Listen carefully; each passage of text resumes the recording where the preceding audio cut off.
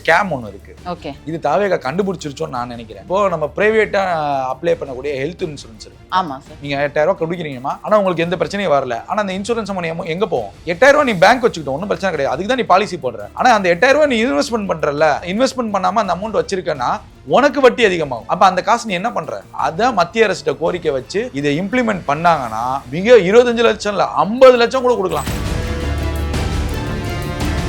21 25 வரைக்கும் தமிழ்நாட்டில் கஞ்சா புழக்கம் ஏகப்பட்டது. திமுக ஆட்சி காலங்கள்ல கொடி கட்டி பறந்திருக்குங்கிறது உண்மை. அதை எங்க அவர் சொல்றாருன்னா, முதல்வர் அமித்ஷாவை வைத்துட்டே சொல்றாரு பாத்தீங்களா, அப்ப மாஸ் தானே.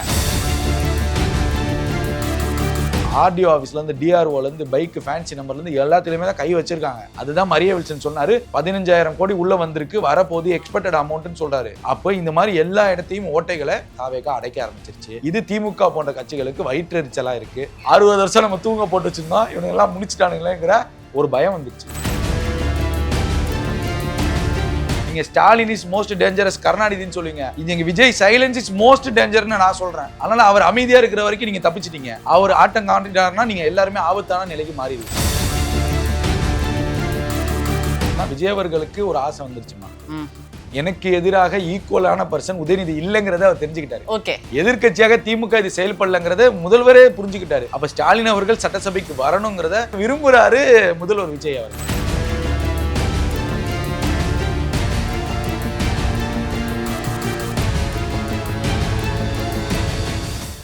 கலர்காடி நேயர்களுக்கு வணக்கம். இன்று நம்மளோடு இணைந்திருக்கிறார் ஜேர்னலிஸ்ட் யாசர் அவர்கள். வணக்கம் சார். வணக்கம் போவிலி. தென்மண்டல முதல்வர்கள் மாநாடு நடந்துகிட்டு இருக்கு. அமித்ஷா அவர்களோட தலைமையில துணைத் தலைவராக விஜய் அவர்கள் நியமிக்கப்பட்டிருக்காங்க அப்படின்னு சொல்றாங்க.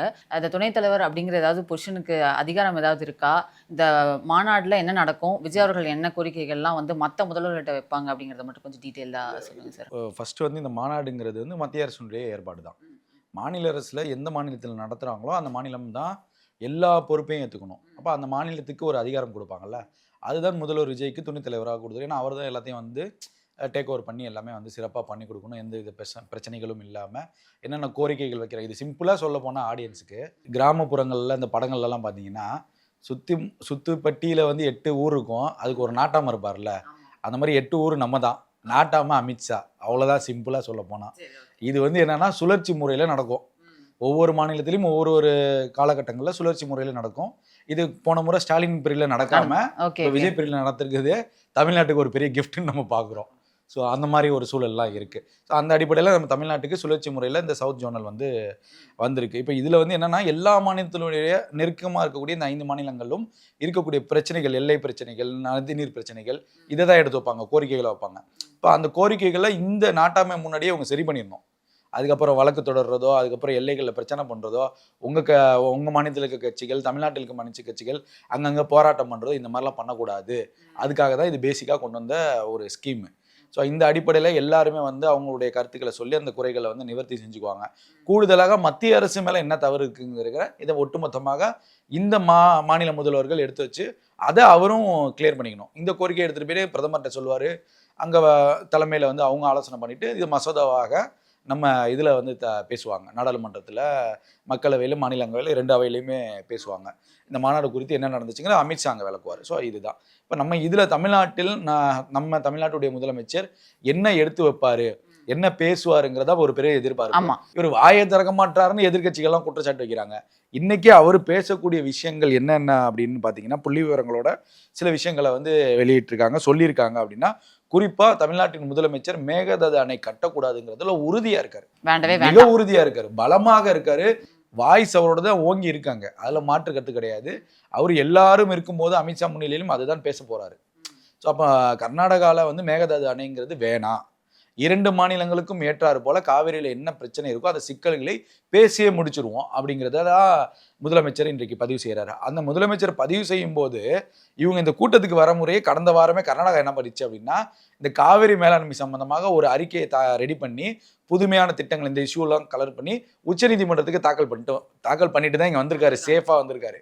அந்த மாதிரி விஷயங்கள்லாம் பண்ணியிருக்காரு. அதையும் தாண்டி நம்ம முதலமைச்சர் நிறைய விஷயங்களை எடுத்து வச்சிருக்காரு. மேகதாது அணை விஷயமா கட்டாதீங்க, கட்டாம நம்ம என்ன 2 பேரும் சுமூகமா பண்ண முடியுமோ அதை பண்ணிக்கலாங்கிறதான் பதிவு செய்யறாரு முதல்வர். அப்படின்னா அது ஆரோக்கியமான ஒரு விஷயம் தான். நீங்க வந்து தமிழ்நாட்டுல இருந்து அங்க போய் நீங்க அவமானப்பட வேணாம், நீங்க எல்லாருமே கூச்சலிட்டு இருந்தீங்க. இன்னைக்கு ஆனா சிறப்பான முறையில இன்னைக்கு பேசிக்கிட்டாரு. அதுக்கு கர்நாடக முதலமைச்சர் எதுவுமே பதில் சொல்லலையே. இது தேவையில்லை, இது தேவை, அந்த மாதிரி எதுவுமே அவர் பேசல, பெருசா பேசல. ஸோ அப்படிங்கிறப்ப அதையும் அவங்க கவனமா எடுத்துக்கிறாங்க. அரசியல் ரீதியாக 2 மாநிலங்கள்லயும் முதலமைச்சருங்கிறப்ப அவர் அந்த மாநிலத்துல அங்க பவர் காமிப்பார் தான். விஜய் சொல்றது சரின்னு அவர் சொன்னாருன்னா அங்க அவருக்கு அடி விழும். அப்படிலாம் பண்ண மாட்டாங்க. அந்த மாதிரி தான் இருக்கு. உடனே சிவகுமார் அப்படி பேசுறாரு, விஜய் இப்படி பேச மாட்டாங்க, அப்படிலாம் பேச முடியாது. அவர் அங்க பேசலன்னா அவங்களுக்கு அங்க அடி விழும். அதனால அங்க அவர் பர்ஃபார்மன்ஸ் பண்ணுவாரு. தமிழ்நாட்டுக்கு நீங்க விஜய் இந்த முறைச்சிட்டு உட்காந்துருக்காரு. முதல்வரோட உட்காந்து ஜாலியா பேசிட்டு தான் உட்காந்துருக்காங்க. ஆமா, அந்த போட்டோஸ்லாம் பார்த்தோம். அந்த மாதிரி இருக்கிற போது சுமூகமான ஒரு முடிவுகளை இருக்கு. இன்னும் பிரதானமாக நம்ம முதல்வர் எடுத்து வச்சது மிக முக்கியமான ஒரு குற்றச்சாட்டு என்னன்னா போதைப் பொருள் கடத்தல். இது வந்து எல்லா எல்லைகளும் தமிழ்நாட்டில் இருக்கக்கூடிய அனைத்து மாநில எல்லைகளிலும் ரொம்ப சிவியரா இருக்கணும். அதுக்கு நம்ம மாநில அரசு எடுக்கக்கூடிய நடவடிக்கைகளுக்கு மற்ற மாநில அரசுகள் ஒத்து போகணும். இதுல மத்திய அரசு தெளிவான ஒரு விளக்கத்தை நீங்க கொடுத்துருங்க. நாங்க போதைப் பொருளுக்கு எதிராக ஆக்ஷன் எடுக்கும்போது உடனே கர்நாடகா சிவகுமாரோ இல்ல ஆந்திரால இருக்கக்கூடிய புதுச்சேரியில் இருக்கக்கூடிய கொந்தளிக்க கூடாதுங்கிறத பதிவு செஞ்சு முன்னெச்சரிக்கையா சொல்றாரு. அது நம்ம வரவேற்க வேண்டிய விஷயமா நம்ம பார்க்கணும். முன்னெச்சரிக்கையா சொல்றாரு. இப்போ அதெல்லாம் வந்து ரொம்ப ஆரோக்கியமான விஷயம். ரொம்ப நம்ம தமிழ்நாட்டுக்கு ரொம்ப அவசியம். நீங்க 21ல இருந்து 25 வரைக்கும் தமிழ்நாட்டில் கஞ்சா புழக்கம் ஏகப்பட்டதுச்சு. கஞ்சான்னு மட்டும் கிடையாது, ஏகப்பட்ட ஈசிஆர்ல நடந்த பார்ட்டிகள்ல கொண்டு பிரபலமான போதைப் பொருட்கள். இன்னும் குறிப்பா நம்ம சொல்லணும்னா சில நடிகர்கள் சிக்குனாங்க தெரியுமா? ஆமா, அந்த நடிகர்கள் பேர் சொல்ல நான் விரும்பல. அந்த 2 நடிகர்கள் சிக்குனாங்க, அது சிறையில இருந்தாங்க, நிறைய விஷயங்கள்லாம் பேசப்பட்டுச்சு. அப்ப அவர்களுக்கு அந்த அளவுக்கு போதைப் பொருள் கிடைக்குதுன்னா இந்த 5 ஆண்டுகளில் 21ல இருந்து 25 வரைக்கும் திமுக ஆட்சி காலங்கள்ல கொடி கட்டி பறந்திருக்குங்கிறது உண்மை. அதை எங்க அவர் சொல்றாருன்னா முதல்வர் அமித்ஷாவை வைத்துட்டே சொல்றாரு பாத்தீங்களா, அப்ப மாஸ் தானே. கண்டிப்பா அதுதானே நம்ம சொல்ல வரோம். நீங்க அவர் முதலமைச்சரை உட்கார வச்சுக்கிட்டு இன்னும் போதை இருக்கு, ஆனா போதைப் பொருள் தடுப்பதற்காக நாங்க சிவியரா நடவடிக்கை எடுப்போங்கிறத அமித்ஷாவை உட்கார வச்சுட்டு எல்லா முதல்வர்களையும் உட்கார வச்சுட்டு பேசுறாரு பாருங்க. அப்ப இது ஒரு மாசான சம்பவம் தானே. இப்படித்தானே நம்ம பார்க்கணும். அப்ப உங்க ஆட்சி காலங்கள்ல நடந்த 2 நடிகர்கள் கைதானாங்க. இன்னும் பல இடங்கள்ல பிரச்சனையாச்சு. குறிப்பா இந்த திருத்தணி ரயில்வே ஸ்டேஷன் வந்து ஆந்திரா பார்டர் நமக்கு. இப்ப அந்த திருத்தணி ரயில்வே ஸ்டேஷன்ல தான் அந்த பசங்க வந்து வடமாநிலத்துல வெட்டினாங்க. அப்ப இந்த அளவுக்கு போதைப் பொருள் இருக்குங்கிறதுல ரொம்ப கடுமையா இருக்காரு. ஒரே ஒரு விஷயம் அவர் ஆட்சி எடுத்தது வந்து முதல்வர் சொல்லக்கூடிய விஷயம், ஊழலை தடுப்பேன், லஞ்சத்தை தடுப்பேன், போதைப் பொருளுக்கு எதிராக இருப்பேன், பெண்கள் பாதுகாப்பு. இதுல 3லயுமே விஜய் அவர்கள் எங்கேயுமே சமரசம் செய்யல. அதுக்கு பல எடுத்துக்காட்டுகள் இருக்கு. பல எடுத்துக்காட்டு. உடனே நயினாரை கைது பண்ணாருலாம் கேட்காதீங்க. இல்ல நயினாரை கைது பண்ணி நயினாரை பெரிய ஆள் ஆக்க வேணான்னு விஜய் விரும்புறாரு. ஆக்சுவலி அது உதயநிதியை தொட்டா அன்னைக்கு ஃபுல்லா உதயநிதியை பத்தி நீங்க ட்ரோலும் பண்ணீங்க, விர்ச்சுவல் அரசுக்கு வேலை இருந்துச்சு. ஆனா அந்த வேலை நயினார்ட்ட காட்ட வேணாம். உங்க டைம் நீங்க எடிட் பண்ணி வேஸ்ட் பண்ணிக்காதீங்க, அப்படிதான் நான் சொல்றேன். ஏன்னா சட்டசபைலாம் போயிட்டு இருக்கு, அங்க ஃபோக்கஸ் அதனால வந்து நயினாரை தொடாம விட்டாங்க. இப்ப தொட்டு அவரை பெரியலாக்கி பாஜகவை தமிழ்நாட்டுக்கு வளர்க்க வேண்டிய அவசியம் விஜய் அவர்களுக்கும் இல்ல, தாவேக்காவுக்கும் இல்ல. பாஜக முடிஞ்சு போச்சு, செத்து போன பாம்பு எவ்வளவு வேணா குலைக்கும். அதனால நம்ம அதை அடிக்க வேணாங்கிறதுல தாவேக்கா உறுதியா இருந்துச்சு. அந்த கேள்விக்கு நான் இதை பதிலா சொல்லிடுறேன். ஸோ ஒட்டுமொத்தமாக இந்த 3 விஷயங்கள்ல சமரசம்ங்கிறத விஜய் அவர்கள் பண்ணிக்க மாட்டாரு. அப்ப தொடர்ந்து வந்து ஊழலுக்கும் போதைக்கும் எதிராக நிற்கக்கூடிய இந்த மாதிரி ஒரு முதலமைச்சர் கிடைத்திருப்பது தமிழ்நாட்டிற்கு ஒரு பெரிய வரம். அப்ப இதை சிவியராக உள்துறை அமைச்சர் இருக்கும் போதே அதை பதிவு செய்யறாரு. பாஜக பிரதிநிதி ஒருத்தர் இருக்கும்போது, மத்திய அரசு பிரதிநிதி இருக்கும் போதே இது பதிவு செய்யறாரு அப்படின்னா மற்ற மாநில முதல்வர்களுக்கும் இது ஒரு கன்க்ளூஷனாக இருக்கும். என்னன்னா ஓகே, விஜய் நடவடிக்கை எடுக்கிறா, நம்ம சப்போர்ட் பண்ணுவோங்கிற ஒரு எண்ணத்துக்கு அவங்க வருவாங்க. ஸோ அப்போ அந்த 5 மாநிலங்களிலும் போதைப் பொருள் குறைவதற்கான வாய்ப்புகள் இருக்கு. அப்போ ஒட்டுமொத்தமாக இந்த மாதிரி ஒரு சில விஷயங்களை பதிவு செய்யறாருமா, இது வரவேற்கிறோம். இப்போ அதையும் தாண்டி மெட்ரோ ரயில் திட்டம், இது நம்ம இந்தியா முழுவதும் பெருமளவுல இருக்கக்கூடிய ஒரு ஸ்கீம், மக்களும் பயன்படுறாங்க. இப்போ மெட்ரோ ரயில் திட்டம் இங்கே சென்னையில வந்து பார்த்தீங்கன்னா பல இடங்கள்ல பல நாட்களாக பல வருடங்களாக போயிட்டு இருக்கு. ஒரு சில இதெல்லாம் முடிச்சுட்டாங்க. இப்போ இந்த அடுத்த மாதம் ஏதோ பிரதமர் வந்து போரூர் டு பூந்தமல்லி வந்து ஓப்பன் பண்ண போறாரு. ஸோ அப்போ முதல்வரும் கலந்துக்குவாரு. அப்போ இந்த மெட்ரோ ரயில் திட்டத்தை விரிவுபடுத்தணும். இப்போ நம்ம எப்படின்னா சென்னை டு செங்கல்பட்டுக்கு, சென்னை டு காஞ்சிபுரம், இந்த மாதிரி அதி விரைவு திட்டங்களாக மெட்ரோவை கொண்டு வரணுங்கிறத முதல்வருக்கு வந்து குறிக்கோளாக வைக்கிறாரு. அது மட்டும் இல்லை, மெட்ரோவை அடிப்படையாக சாதாரண, அதாவது வறுமை கம்மியாக இருக்கக்கூடிய மக்களும் பயன்படுத்தும் வகையில் இது இருக்கணுங்கிற ஒரு கோரிக்கையும் வைக்கிறாரு. அப்போ இதெல்லாம் வந்து ஒரு பெரிய விஷயம் தானே. இப்போ மெட்ரோனா ஒரு குறிப்பிட்ட அமௌண்ட் இருக்கும். அப்போ சூரிய ரிப்போர்ட்டர் சூர்யா சொல்ல ஒரு ரூபா கொடுத்து ஃப்ளைட்டில் போகிற மாதிரி அந்த மாதிரி யோசிக்கிறாரு. மெட்ரோவும் எல்லா அடிப்படையில் இருக்கக்கூடிய எல்லா தரப்பு மக்களும் பயன்படுத்தக்கூடிய சூழல் மெட்ரோவுக்கு இருக்கணுங்கிறத பதிவு செய்கிறாரு. அதே போல் நம்ம தமிழ்நாட்டில் இந்த திராவிட கட்சிகள் வந்ததுலேருந்து துறைமுகம் பிரச்சனைங்கிறது பல நாட்களாக ஓடுது. துறைமுகம் ஸ்கேம்ங்கிறது நிறைய ஓடுது, துறைமுகம் மூலியமாக கடத்தலுங்கிறது நிறைய இருக்கு. இது நவீனமயமாக்கப்பட்ட துறைமுகங்களின் மேம்பாடு திட்டத்தை வைக்கிறாரு முதல்வர். இப்போ நீங்க குறிப்பா பார்த்தீங்கன்னா, இப்போ சமீபத்தில் ஆதவர்ஜன் ஒன்று சொல்லியிருப்பாரு, சென்னை டு புதுச்சேரி வரைக்கும் நம்ம கப்பல் போக்குவரத்துட்டு. இது யாருக்காவது ஒரு ஐடியா வந்துச்சா? இல்லை வந்திருந்தாலும் நீங்கள் செய்யக்கூடிய முன்னெடுப்பார்கள் செஞ்சீங்களா? இன்னைக்கு சட்டசபையில் செய்கிறாங்கன்னா அது வரவேற்கத்தக்கது. என்னன்னா நமக்கு டூரிசம் அதிகமாகும், தமிழ்நாடு டூரிசம் டெவலப்மெண்ட் ஆகும். இப்போ நீங்கள் எவ்வளோதான் நீங்கள் கடல் வழியாக ஈஸியாரில் நம்ம ஃபாரினர்ஸ் வந்தாலும் நம்ம ட்ரிப் எடுத்துகிட்டு கூட்டு போய் அது ஒரு ஆர்கனைஸ் பண்ணாலும் அதை விட நீங்கள் கப்பல் போக்குவரத்தில் மிகப்பெரிய ஒரு வரவேற்பு கிடைக்கும். ஸோ அதை வந்து ப்ரொஜெக்ட் பண்ணுறாங்க. அப்போ நமக்கு அந்த மாதிரி வரவேற்பு கிடைக்கிது அப்படின்னா ஈசிஆர் போன்ற சாலைகளில் ஒரு புதிய துறைமுகம் அமைப்பதுங்கிறது பெரும் வரவேற்பை கிடைக்கும். இப்போ நீங்கள் சென்னை புதுச்சேரி இதுக்கு நடுவில் ஒரு துறைமுகம்னா இது எப்படி டிஃபரன்ஷியேஷன் ஆகும்? சூப்பராகும். ஓகே. அப்போ அந்த மாநிலத்துக்கும் ஒரு வருமானத்தை கொடுக்க முடியும், நமக்கு சென்னைக்கும் தமிழ்நாட்டிற்கும் ஒரு வருமானத்தை கொடுக்க முடியும். அப்போ அந்த கடல் ஓரம் இருக்கக்கூடிய இப்போ தஞ்சாவூரில் ஒரு துறைமுகம் வச்சா எவ்வளோ சூப்பராக இருக்கும். அப்போ ஆல்ரெடி நமக்கு தூத்துக்குடியில் இதிலலாம் இருக்குது. இப்போ தஞ்சாவூர் மாவட்டத்தில் கடல் சார்ந்த பகுதி, அப்போ அதிராம்பட்டினம் அந்த மாதிரி பகுதிகளில் ஒரு துறைமுகம் வைக்கிறாங்க அப்படின்னா அது ஒரு பெரும் வரவேற்பை கொடுக்கும். அப்போ ஒரு பெரிய ஒரு பொருளாதார ரீதியாக தமிழ்நாடு வளரக்கூடிய வாய்ப்புகள் இருக்கும். இதில் 2 விஷயம் இருக்குமா. எல்லாமே நம்ம துறைமுகத்தில் சென்னையிலே வந்து லோடு எடுக்கிறது, சென்னையிலே லட்சக்கணக்கான லாரிகள் நிற்கிறது. இப்போ 800 போர்ட்டுக்கு போனீங்கன்னா எவ்வளோ லாரி போகுது. அப்போ இந்த லாரிகளுடைய எண்ணிக்கை குறைக்கலாம், சாலை விபத்துகளை குறைக்கலாம். இப்போ தஞ்சாவூரில் போட்டிங்கன்னா தஞ்சாவூரில் அந்த டிவிஷனல் ஹப்பு தனியாக வந்துடும், ஈசிஆரில் போட்டிங்கன்னா ஈசிஆரில் பாதி ஹப்பு போயிடும். அப்போ அந்தந்த மாநிலங்கள் அருகே எல்லாருமே பயன்படும் வகையில் இந்த டெவலப்மெண்ட்டையும் வைக்கிறாரு. அப்போ குறிப்பாக இதெல்லாம் பேசியிருக்காரு. அதே போல் நதிநீரில் முக்கியமான பங்கு தமிழ்நாட்டிற்கு இருக்குது. நதிநீர்களில் வந்து சேமிக்கக்கூடிய, அதாவது நம்ம கடலில் சேரக்கூடிய நீரை வந்து சேமித்து வைக்கக்கூடிய சில திட்டங்களை முன்வைக்கிறாங்க. அதுக்கு மத்திய அரசு நிறையா நிதி கொடுக்கணுங்கிறதையும் பதிவு செய்கிறாரு. ஸோ அப்போ மக்களுக்கு தேவையான எந்த விஷயங்களையும் மாநில அரசு செய்யும் போது அதற்கு நீங்களே வாண்டடாக வந்து நிதியை கொடுக்கணுங்கிற ஒரு கோரிக்கையை முதல்வர் விஜய் அவர்கள் வச்சிருக்காரு. இது ஒரு புதுமையான கோரிக்கை தான், புதுமையான கோரிக்கை. இது வரைக்கும் எந்த முதல்வரும் வைத்ததில்லை. நாங்கள் கேட்டு தான் வாங்கக்கூடிய சொல்லுவோம். இந்த திட்டம் மக்களுக்கு ஓகே பயன்பட போகுது, இதை எக்ஸிக்யூட் பண்ண போறீங்க அப்படின்னா இதுக்கான ஃபண்டில் மத்திய அரசு தலையிடவே கூடாது. அதை எக்ஸிக்யூட் பண்ணக்கூடிய ஃபண்டை நீங்கள் கொடுத்துடணும். 1000 கோடினா 1000 கோடி நீங்கள் கொடுத்துடணும். ஏன்னா அதுக்கு முன்னாடி தான் உங்கள்கிட்ட எல்லாமே ஓஏ கொடுத்து கன்ஃபர்மேஷன் வாங்குறாங்க. கன்ஃபர்மேஷன் வாங்கினதுக்கப்புறம் ஃபைனலாக நமக்கு பேமெண்ட்டில் சிக்கல் வரும். அந்த பேமெண்ட்டில் சிக்கல் வரக்கூடாதுன்னு விஜய் அவர்கள் கோரிக்கை வைக்கிறார். ஸோ ஒட்டுமொத்தமாக இந்த மாநாட்டை மிக சிறப்பாக தமிழ்நாடு அரசு செய்து முடிச்சிருக்கு. என்னென்ன கோரிக்கைகளை வைக்கணுமோ அந்த கோரிக்கைகள் வச்சிருக்காங்க. இது ஒரு படி போய் பாஜகவோட பி டீம்னு விஜய் கத்திக்கிட்டே இருந்தாங்க. அதே விஜய் தான் இன்னைக்கு டீலிமிட்டேஷனை முற்றிலும் ஒத்த காலில் நிற்கிறாரு, எதிர்க்கிறாரு. அது அமித்ஷா முன்னிலையே சொல்லிட்டாரு. அவர் சொன்னதுக்கப்புறம் எல்லா மாநில முதல்வர்களும் அதே கருத்தில் தான் இருக்காங்க. அப்புறம் எப்படி பாஜகவோட பி டீம்னு சொல்ல முடியும் நீங்கள்? இப்போ பாஜகவோட பி டீம்னு 29 நமக்கு தெரிஞ்சிடும் யாருங்கிறது உண்மையானது. அப்போ நமக்கு ஒட்டுமொத்தமாக இன்னைக்கு வந்து பாஜகவை எதிர்க்கக்கூடிய சூழலையும் அங்கே வைக்கிறாரு. சண்டை போடாமல் சமரசமாக தமிழ்நாட்டிற்கு என்ன தேவைங்கிறதையும் பேசுறாரு. இது ஒரு நிர்வாக ரீதியாக சரியான அணுகுமுறையை செய்யறாருங்கிறத ஒட்டுமொத்தமாக நம்ம பார்க்குறோம். Okay sir. முக்கிய 3 அறிவிப்புகள் சட்டமன்றத்தில் விஜய் அவர்கள் வந்து முன்னாடி சார். அதில் வந்து ஃபர்ஸ்ட் வந்து பால் கொள்முதல் விலையை வந்து 5 ரூபாய் வந்து அதிகப்படுத்தியிருக்காங்க. இது விவசாயிகளுக்கு ரொம்ப ரொம்ப நல்லது அப்படிங்கிற மாதிரி சொல்கிறாங்க. இது நீண்ட நாள் கோரிக்கை அப்படின்னு சொல்கிறாங்க. கொஞ்சம் ஹிஸ்ட்ரிக்கு நம்ம முன்னாடி போனோம்னா என்னென்ன விஷயங்கள்லாம் திமுக பண்ணாததை தாவேக்கா இந்த 5 ரூபாய் ஏற்றுறதுனால பண்ணியிருக்காங்க அப்படிங்கிறத கொஞ்சம் சொல்லுங்கள். படிங்க. ஆவினில் வந்து நமக்கு பெருமளவுக்கு தட்டுப்பாடு இப்போ தற்போதும் நிலவுது. ஆமாம், அது வந்து நான் வந்து இது கோரிக்கையாக வைக்கிறேன், குறையாக வைக்கல. ஆவினில் தட்டுப்பாடுகள் பல இடங்களில் சென்னையில் போகும்போது அந்த துறை சார்ந்த அமைச்சர் பத்திரிகையாளராவது சந்தித்து சொல்லியிருக்கணும். நீங்கள் சந்தித்து ஏன் தட்டுப்பாடு இருக்குது, இங்கே அங்கங்கே வீடியோலாம் போடுறாங்க, பல இடங்களில் பள்ளி இருக்குங்கிற வீடியோகள்லாம் வருதுங்கிறப்ப அந்த துறை சார்ந்த அமைச்சர் என்ன பண்ணிட்டு இருக்காங்கிற ஒரு கேள்வி இருக்குது. இதே கேள்வியை தான் நம்ம திமுக ஆட்சி காலங்களில் நம்ம கேட்டோம். அப்படி கேட்கும்போது நம்மளை நோக்கி இந்த விமர்சனங்கள் வராமல் இருப்பதற்கு நம்ம முன்னெச்சரிக்கையாக இருக்கணுமா இல்லையா?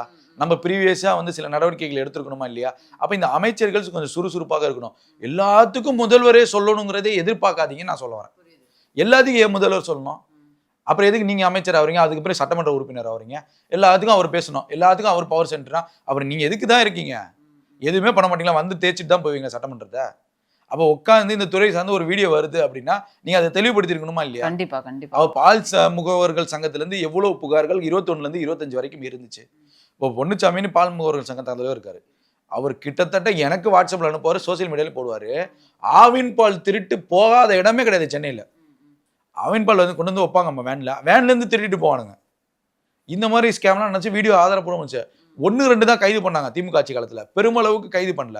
அப்போ அவ்வளோ சிக்கல்களை பால் முகவர்கள் சங்கம் எடுத்து வச்சாங்க. அதே போல் சரியாக வாகனங்கள் இருக்கு பாருங்க, சப்ளை பண்ணுற வாகனங்களுக்கு சரியாக ஃபண்டிங் போல, சரியாக கான்ட்ராக்டர் கிடைக்கல, நிறைய இஷ்யூஸ் ஏகப்பட்டது பால் வளத்துறையில் தொடர்ந்துட்டு இருக்கு. 22லேருந்து 25 வரைக்கும் இருக்கு. தாவேக்கா வந்ததுக்கு அப்புறம் இந்த ஃபர்ஸ்ட் அனௌன்ஸ்மெண்ட்ல அந்த ஃபர்ஸ்ட் 1 மந்த்ல ஒரு ஸ்ட்ரிக்டா நம்ம கடைப்பிடிக்கனால சில விஷயங்கள்லாம் மாறுதல் நடந்துச்சு.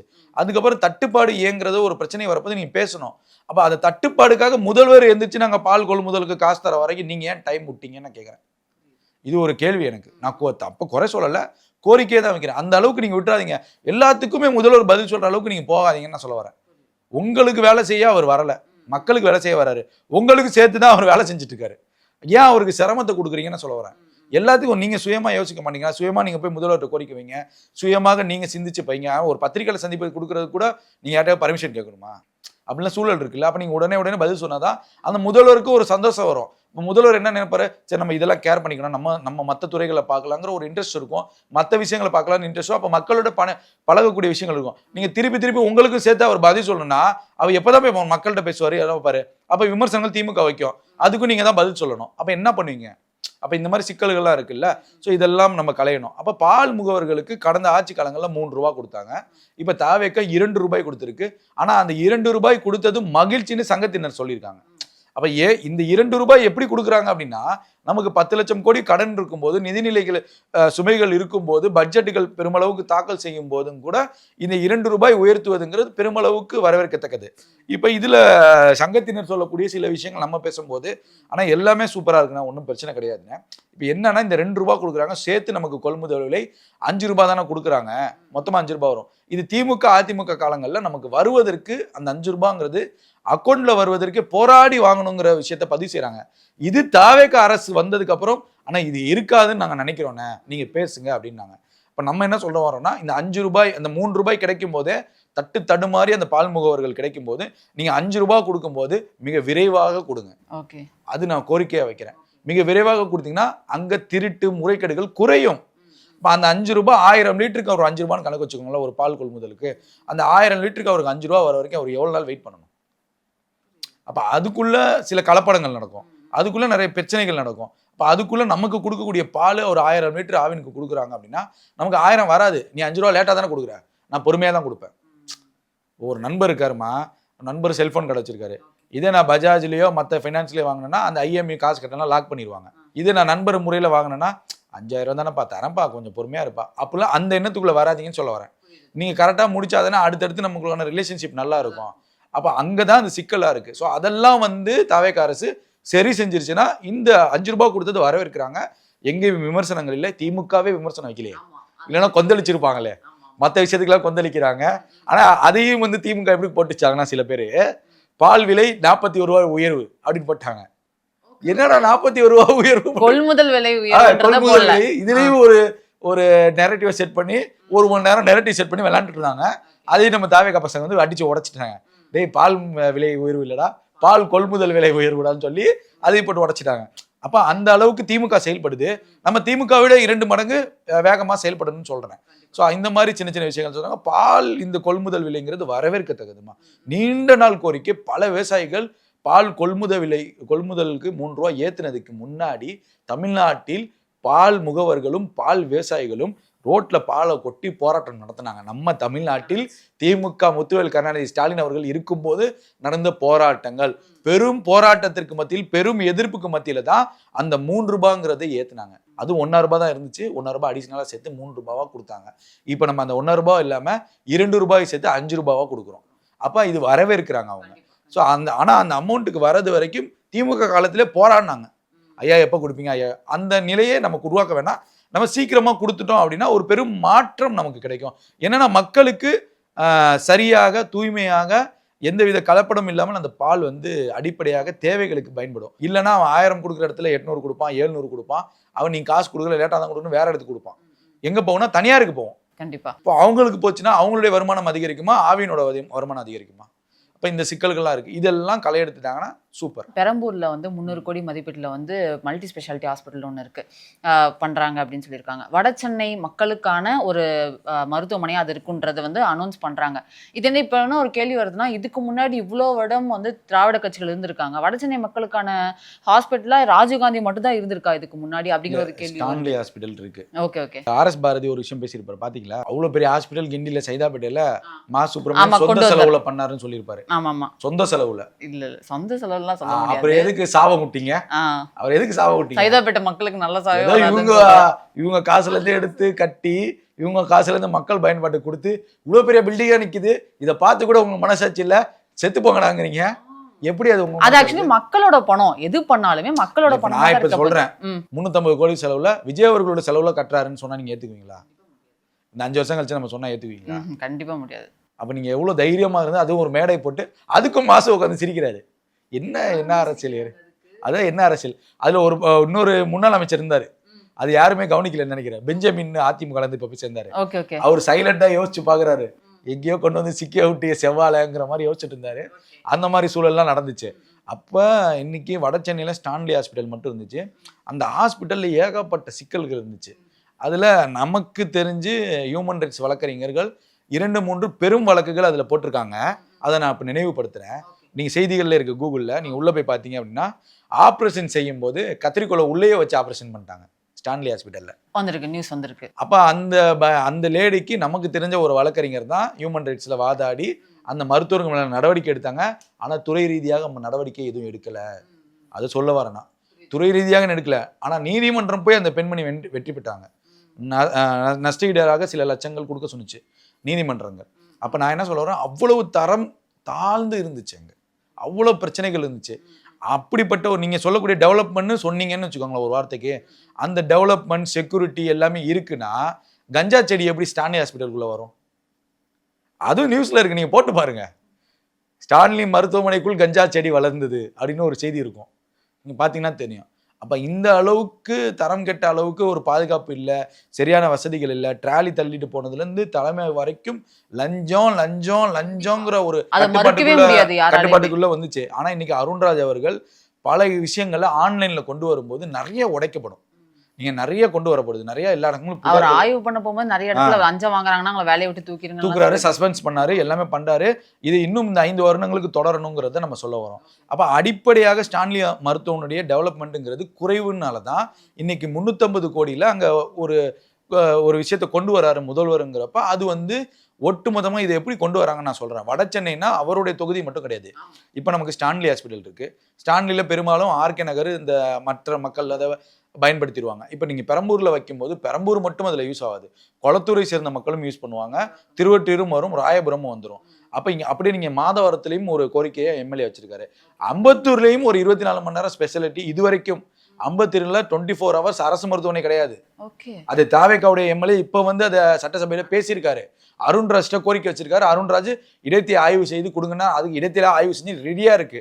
இப்போ அருண்ராஜ் ஓகேன்னு சொல்றாருன்னா பட்ஜெட்ல தாக்கல் பண்ணிட்டாங்கன்னா அம்பத்தூர்ல வந்துடும். அப்ப வடசென்னை மக்களுக்கு மட்டும் நீங்க பிரதானமா பாத்தீங்கன்னா அம்பத்தூர், வில்லிவாக்கம், பெரம்பூர், நமக்கு ஸ்டான்லி ஹாஸ்பிட்டல் வரைக்கும் பொதுமக்களுக்கு அடிப்படையான மருத்துவ வசதி 24 மணி நேரம் கிடைச்சிடும். Okay okay done. அப்ப நான் என்ன கேட்கறேன்னா, இது 60 வருஷம் கழிச்சு தாவேக்கா தான் வந்து பண்ணணுமா? நீங்க தான் மருத்துவத்துறையில சிறந்த இதாச்சே, நீட்டுக்காக பெருமளவுக்கு பாடுபட்டவங்களாச்சே, இதை ஏன் நீங்க செய்யலைங்கிற கேள்வி நான் கேட்கிறேன். கண்டிப்பா கண்டிப்பா. அப்ப இவ்வளவு பிரச்சனைகள் ஸ்டான்லி ஹாஸ்பிட்டல்ல இருந்துச்சு. ஆட்டோக்காரங்க முதற்கொண்டு அவ்வளோ விஷயங்கள் அங்க பண்ணாங்க. அப்படி இவ்வளவு புகார்கள் இருக்கும்போது இங்க ஏங்க வேடிக்கை பார்த்துட்டு இருந்தீங்க? அதை விட்டுட்டு சைதாப்பேட்டையில கட்டிட்டோம்னு சொல்லி அங்க போய் சாபம் விட்டு உட்காந்துருக்கீங்க. ஏன் யோசிக்கவே இல்லை இத்தனை நாளா? அப்ப முதல்வர்களுடைய ஒரு விஷயம் உங்களுக்கு புரிஞ்சிருச்சா? வடசென்னை முழுவதும், அதாவது நடுத்தர மக்கள் இருக்கக்கூடிய எல்லா பகுதிகளையும் அடிப்படையாக மருத்துவம்ங்கிறது தேவைங்கிறத கொண்டு வராரு. இலவச மருத்துவம் அப்படிங்கிறத பதிவு செய்யறது. இது பெரம்பூருக்கு மட்டும் கிடையாது, எல்லா சட்டமன்ற உறுப்பினர்களும் கோரிக்கை வச்சிருக்காங்க. அப்ப பெரம்பூர்ல பெருமளவு கட்டும்போது 3 தொகுதியை கவர் பண்ணிடலாம் நீங்க. அப்ப அம்பத்தூர்ல வந்துருச்சுன்னா அம்பத்தூருக்கும் திருவள்ளூர் மாவட்டம் திருவள்ளூர்ல பாதியா பிரிச்சிங்கன்னா அம்பத்தூருக்கு யூஸ் ஆயிரும். Okay okay. அப்போ நீங்க மாதவரம் பிரிக்கிறப்ப மாதவரத்துல இருந்து கும்மிடிப்பூண்டி வரைக்கும் மாதவரம் வரைக்கும் அந்த தொகுதிகள் கவர் வரும். அப்போ திருவள்ளூரும் சென்னையும் கலந்த அந்த அடிப்படையாக நடுத்தர மக்களுக்கு இலவச மருத்துவத்தை கொடுக்க தாவேக்க தயாராகிருச்சுன்னா நீங்க 60 வருஷமா என்ன சார் பண்ணிட்டு இருந்தீங்கன்னு நம்ம கேட்கிறோம். அதுக்கு நீங்க பதிலே சொல்ல மாட்டீங்க. யாருமே பேச மாட்டாங்க. நீங்க பாருங்களேன், மருத்துவத்துல இவர் என்ன பண்ணுவாரா மாசு, காலையில கொடைக்கானல் போவாரு, 8 கிலோமீட்டர் ஓடுவாரு, அதை லைவ் போடுவாரு. திரும்பி வேற மருத்துவமனைக்கு போனாருன்னா அங்க ஓடுவாரு, அங்க லைவ் போடுவாரு. இதை தான் செஞ்சாரு. சில யூடியூப் சேனலை கூப்பிட்டு மொட்டை மாடல போற இன்டர்வியூலாம் எடுத்து போடுவாரு. நீங்க உங்க வீட்டு பக்கத்திலே கட்டியிருக்கீங்க. வட சென்னையை யோசிச்சு பாத்தீங்களா? அதனாலதான் இன்னைக்கு சென்னை முழுவதும் திமுக தோல்வி அடைஞ்சிருக்கு. குறிப்பாக இந்த துறைமுகமும் சேப்பாக்கமும் இன்னும் கொஞ்சம் விட்டுருந்தாங்கன்னா அது ரெண்டுமே காலியா இருந்திருக்கும். ஸோ அந்த மாதிரி சூழல்லாம் அங்க இருந்திருக்கு. அப்போ ஒட்டுமொத்தமாக அடிப்படை தேவையை பூர்த்தி செய்ய தாவேகா ரெடி ஆயிடுச்சு. இதை யாராலும் தடுக்க முடியாது இனிமே. இப்போ இதுலயும் நீங்க விமர்சனங்கள்லாம் வச்சீங்கன்னா அந்த அரசுக்கு தான், அந்த கட்சிக்கு தான் அது கெட்ட பேரா போய் முடியும். ஸோ இது பெருமளவுக்கு வரவேற்கத்தக்க விஷயம். இந்த வட சென்னையில ரொம்ப அட்டூழியம் இருக்குமா? ஆனா இதெல்லாம் வட சென்னை மக்கள் பெருமளவுக்கு நீங்க பாராட்டுவாங்க. எழுதி வச்சுக்கோங்க, நான் சொல்றேன்.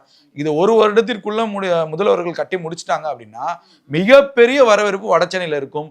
இது அந்த மக்களுடைய பயன்பாட்டை தவிர சென்னை இனிமே தாவேகா கோட்டைன்னு நிரூபிக்க முதல்வர் ரெடி ஆயிட்டாரு. காலத்துக்கு தான் ரெடி ஆயிட்டாங்க தாவேகா. அதுதான் இப்ப நமக்கு பிரதிபலிக்கிறாங்க. நீங்க கட்டி முடிச்சிட்டா சென்னை வாழ்நாள் முழுவதும் தாவேகா ஆட்சி இல்லைனாலும் தாவேகா தான் சென்னையை ஆளும். அந்த முதல்வர் காப்பீடு திட்டம் சார், அது 5 மடங்கு அதிகரிச்சிருக்கு. 5 லட்சத்துலேருந்து 25 லட்சமா மாத்திருக்காங்க. என்னதான் அதுல நிறைய கிரைட்டீரியாஸ் இருக்குன்னு வச்சுக்கோங்களேன். 1,20,000 அப்படின்ற ஒரு குடும்ப வருமானம் இருந்தாதான் அதை பயன்படுத்த முடியும் அப்படிங்கிறது இருக்கு. ஆனா நிறைய பிரைவேட் ஹாஸ்பிட்டல்ஸ்ல இது இன்னுமே இந்த டெஸ்ட்டுக்கெல்லாம் அது வராது, இந்த டெஸ்ட்டுக்கெல்லாம் அது வராதுன்றது இருந்துட்டே தான் இருக்கு. ஃபர்ஸ்ட் இந்த உயர்வை பத்தி எப்படி பாக்குறீங்க? இது ரொம்ப வரவேற்கத்தக்க விஷயம். பெரிய இன்ப அதிர்ச்சி தமிழ்நாட்டு மக்களுக்கு. இது தமிழ்நாட்டு மக்கள் ஆல்ரெடி எல்லாருமே மருத்துவ காப்பீடு வச்சிருக்காங்க. இப்போ அவங்க புதுசா அப்ளை பண்ண வேண்டிய அவசியம் இல்லை. அப்கிரேட் தான் ஆகும்.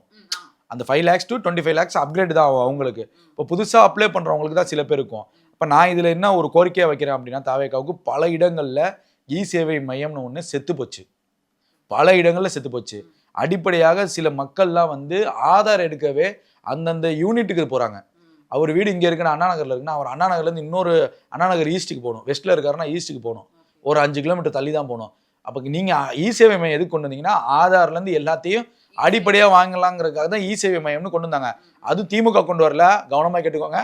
அம்மா சேவை மையம் அதுதான் இவங்க தமிழ்நாடு சேவை மையம் மாற்றினாங்க. ஸோ அதனால் இந்த கொண்டு வந்த விஷயங்கள்ல சேவை மையம் பெருமளவுக்கு யூஸ் ஆகலை, மக்களுக்கு பயன்படலை. ஆதார் ஒரு இஷ்யூ, வருமான சான்றிதழ், ஏதாவது ஒரு கோளாறு, ஏதாவது ஒரு சேவை மையங்களை கொடுத்துட்டு இருப்பாங்க. அப்போ இந்த மருத்துவ காப்பீட்டுக்கு எங்கே சார் போவாங்கன்னா அந்தந்த மாவட்ட ஆட்சியர் அலுவலகத்துக்கு தான் போகணும். இது அதே சேவை மையத்துக்குள்ளே கொண்டு வாங்க. இது நம்ம வைக்கக்கூடிய கோரிக்கை. அப்போ இலகுவாக இந்த மக்கள் பயன்படும் வகையில் அது இருக்கும். சேவை மையத்துக்குள்ளே எல்லாத்தையும் கொண்டு வாங்க. மறுபடியும் சேவை மையத்தை புதுப்பிச்சு சேவை மையத்தில் ஆதாரை கொண்டு வாங்க. தயவு செஞ்சு ஆதாருக்கு மக்கள் கூட்டமாக நிற்கிறாங்க. ஒரு அப்டேட் பண்ண ஒரு இடத்துக்கு போக முடியல, அவ்வளோ பிரச்சனைகள் இருக்கு.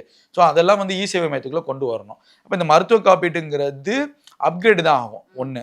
அப்போ மக்களுக்கு இது பழைய மக்களுக்கு அது அப்கிரேட் புதுசாக இருக்கிறவங்களுக்கு அப்ளை பண்ணுறதுல சிக்கல் வரும். அதனால நீங்கள் சேவை மையத்துக்குள்ளே கொண்டு வந்தீங்கன்னா எல்லாருமே இப்போ 1000 பேர் கலெக்டர் ஆஃபீஸில் நின்றுவான். இப்போ கலெக்டர் ஆஃபீஸில் அதை மட்டும் பார்த்தாங்கன்னா என்ன நடக்கும்? அப்போ அங்கே சிக்கல் வரும். அப்போ கூட்டமாக இருக்குது, நிற்க உள்ள உட்கார உள்ளன்னு அது ஒரு நியூஸாக எடுத்து போடுவாங்க. தாவேகா அரசின் பாருங்க சேர் கூட இல்லாமல் நிற்கிறாங்கன்ட்டு இதெல்லாம் பண்ணுவாங்க. அவங்க தண்ணி கூட இல்லைன்னு, தண்ணி 7:30 மணிக்கெல்லாம் வந்துருவாங்க. அந்த மருத்துவ காப்பீட்டுக்கு 7:30 மணிக்கெல்லாம் நம்ம போய் டோக்கன் போட்டுருணும். 7:30 மணிக்கெல்லாம் 8 மணிக்கு தான் ஸ்டாஃப் ஆஃபீஸ் போய் வருவாங்க. அப்போ தான் எடுத்து தண்ணி வைப்பாங்க. 7:30 மணிக்கு ஃபோட்டோ எடுத்து போட்டுருவாங்க, பாருங்க தாவேகா ஆட்சியில் தண்ணி இல்லைன்ட்டு. ஸோ இந்த மாதிரி விமர்சனங்கள்லாம் வரும். அதனால நீங்கள் காத்துக்கோங்கன்னு நம்ம சொல்ல வரோம். அதனால் சேவை மையம் கொண்டு வந்துட்டீங்கன்னா இல்லை ஒரு யூனிட் ஆஃபீஸ் போடுங்க, முகாம் போட்டுருங்க. மாதம் ஒரு முகாம் போட்டிங்கன்னா அது அந்த முகாமில் அந்த மக்கள் 4 வார்டுக்கு சேர்த்து ஒரு முகாமை போட்டிங்கன்னா முடிஞ்சிடும். அப்போ அங்கே ஒரு நகரத்தில் கிராமப்புறங்களில் ஒரு நகரம் ஒரு கிராமத்துக்கு போட்டிங்கனாலே போதுமானது. அது ஒரு நாள் வேலைங்க. ஞாயிற்றுக்கிழமை ஒரு நாள் நீங்கள் ஒரு ஹாஃப் டே போட்டிங்கனாலும் ஒரு 1000 பேருக்கு அப்ளை பண்ணி முடிச்சிடலாம். ஸோ அந்த மாதிரி விஷயங்கள்லாம் பண்ணால் நல்லா இருக்கும்னு நம்ம சொல்ல வரோம். இப்போ இந்த மருத்துவ காப்பீட்டில் எழிலன் அவர்கள் சில கருத்துக்கள்லாம் வச்சுருந்தாரு. ஏங்க நிதிநிலையே இல்லை, எப்படிங்க 25 லட்சம்லாம் கொடுக்குறீங்க அப்படிங்கிற மாதிரி விஷயத்த. அது இந்த சட்டமன்றம் முடிகிறக்குள்ள தமிழ்நாட்டின் முதலமைச்சர் அறிவிப்பார், இல்லை நிதித்துறை அமைச்சர் யாராவது ஒருத்தங்க முடிகிறக்குள்ள இந்த செப்டம்பருக்குள்ளே சொல்லிடுவாங்க. ஆனால் இதில் நான் பார்க்கக்கூடிய ஒரு ஸ்கேம் ஒன்று இருக்குது. இது தாவேகா கண்டுபிடிச்சிருச்சோன்னு நான் நினைக்கிறேன். இப்போது நம்ம ப்ரைவேட்டாக அப்ளை பண்ணக்கூடிய ஹெல்த் இன்சூரன்ஸ் இருக்குல்ல, ஒரு குடும்பத்தில் 3 பேர் இருந்தீங்கன்னா குறைஞ்சபட்சம் 8000 ரூபாய் இருக்கும். அப்போ அந்த 8000 ரூபாய் அந்த ஒரு வருஷத்துக்குள்ளே அவங்க பயன்படலை அப்படின்னா அந்த 8000 ரூபாய் அவங்க இன்வெஸ்ட்மெண்ட்டில் போடுவாங்க. இன்சூரன்ஸ் கம்பெனி என்னன்னா அந்த கம்பெனி இன்னொரு பேங்குக்கு வட்டியாக கொடுப்பான். ஒரு குடும்பத்துக்கு மட்டும் சொல்லலை, ஒட்டு மொத்தமாக சொல்கிறேன். அப்போ ஒரு குடும்பத்துக்கு 8000 ரூபாய்னா எத்தனை பேர் அப்ளை பண்ணியிருப்பாங்க? ஆனால் அந்த ஒரு வருஷத்தில் அவங்க யூஸ் பண்ணியிருக்க மாட்டாங்க. அப்போ அந்த அமௌண்ட் எங்கே போகுதுங்கிற ஒரு பிரச்சனை இருக்குல்ல. நீங்கள் 8000 ரூபா கொடுக்குறீங்க, 8000 ரூபா நீங்கள் வரலன்னா ஓகே விட்டுருங்க. ஆனால் அந்த 8000 ரூபாவை அந்த ஹெல்த் கம்பெனி எடுத்து ட்ரேடிங்கில் போடுறான். ஆமா இன்வெஸ்ட் பண்றாங்க. இன்வெஸ்ட்மெண்ட் பண்றான். அப்ப இந்த 8000 ரூபாய்க்கு உங்களுக்கு 100 ரூபாவது வட்டி ஒரு மாசம். ஒரு வருஷத்துக்கு எவ்வளவு ஆச்சு? 1100 ரூபாய் ஆச்சு. ஒரு 100 ரூபாய் ஆச்சுன்னா 12 மாசம் 1200 ரூபாய் ஆச்சு. அப்ப அந்த சில பேர் 5 வருஷம் டேமா கூட போடுவாங்க ஹெல்த் இன்சூரன்ஸ் ஆட்டோ ரினியூவல். இப்போ 5 வருஷம் ரினியூவல்னா 1200 ரூபாய் இன்ட்டு 5 எங்க 10000 ரூபாய் ஆச்சு. இவன் இன்சூரன்ஸ் போட்ட காசை விட ஒரு இன்சூரன்ஸ் எக்ஸ்ட்ராவே கிடைக்கும். அப்ப நீங்க பயன்படல அப்படின்னா அந்த 8000 ரூபாய் நீங்க வச்சுக்கோங்க. ஆனா நீங்க இன்வெஸ்ட் பண்ற வட்டி எங்க போகுதுங்கிறதா கேள்வி. ஓகே. அப்ப அந்த வட்டியே தாவேக்கா கண்டுபிடிச்சிட்டாங்கன்னு நான் நினைக்கிறேன். நீ எனக்கு 50 கொடு, 50 நீ எடுத்துக்கோ, 50 அரசுக்கு கொடுத்தீங்கன்னா இந்த 25 லட்சங்கிறது ஈஸியா கொடுத்து முடிச்சிடலாம். ஸோ இதுக்குள்ளதான் தாவேக்கா கண்டுபிடிச்சிருப்பாங்கன்னு நான் நினைக்கிறேன். இதை கண்டுபிடிக்காம திமுக தாவேக்காவை குறை சொல்லிட்டு உட்காந்துருக்காங்க. அதுதான் ஒரு பெரிய மேபி இதுதான் பதிலா இருக்கும். இல்ல இதுதான் ஆக்சுவலா இதுதான் ரீசன். நீங்க 8000 ரூபாய் கொடுக்குறீங்கம்மா, ஆனா உங்களுக்கு எந்த பிரச்சனையும் வரல. ஆனா அந்த இன்சூரன்ஸ் மணி எங்க போகும்? 8000 ரூபாய் நீ பேங்க் வச்சுக்கிட்டோம், ஒன்றும் பிரச்சனை கிடையாது. அதுக்கு தான் நீ பாலிசி போடுற. ஆனா அந்த 8000 ரூபாய் நீ இன்வெஸ்ட்மெண்ட் பண்றல, அப்ப நீ பாலிசி போட இன்வெஸ்ட்மெண்ட் பண்ணாம அந்த அமௌண்ட் வச்சிருக்கனா உனக்கு வட்டி அதிகமாகும். அப்ப அந்த காசு நீ என்ன பண்ற? அப்ப நீங்க நார்மலா இன்சூரன்ஸ்க்கான டாக்குமெண்ட் சார்ஜ் நீ வாங்கிக்கிற, மெசேஜ் சார்ஜ் நீ வாங்கிக்கிற, எல்லாத்தையும் நீ வாங்கிட்டு வட்டியை நீ எப்படி லாபமா எடுத்துக்க முடியும்? அதான் மத்திய அரசிட்ட கோரிக்கை வச்சு இதை இம்ப்ளிமெண்ட் பண்ணாங்கன்னா மிக 25 லட்சம் இல்ல 50 லட்சம் கூட கொடுக்கலாம். அப்ப தாவேக்கா இதை கையில் எடுத்திருக்குன்னு நம்ம பாக்குறோம். இதை ஹெல்த்ல மட்டும் நான் சொல்ல, ஆர்டிஓ ஆஃபீஸ்ல இருந்து டிஆர்ஓல இருந்து பைக் ஃபேன்சி நம்பர்ல இருந்து எல்லாத்துலயுமே தான் கை வச்சிருக்காங்க. அதுதான் மரிய வில்சன் சொன்னாரு, 15000 கோடி உள்ள வந்திருக்கு, வரப்போது எக்ஸ்பெக்டட் அமௌண்ட்னு சொல்றாரு. அப்போ இந்த மாதிரி எல்லா இடத்தையும் ஓட்டைகளை தாவேக்கா அடைக்க ஆரம்பிச்சிருச்சு. இது திமுக போன்ற கட்சிகளுக்கு வயிற்றெரிச்சலா இருக்கு.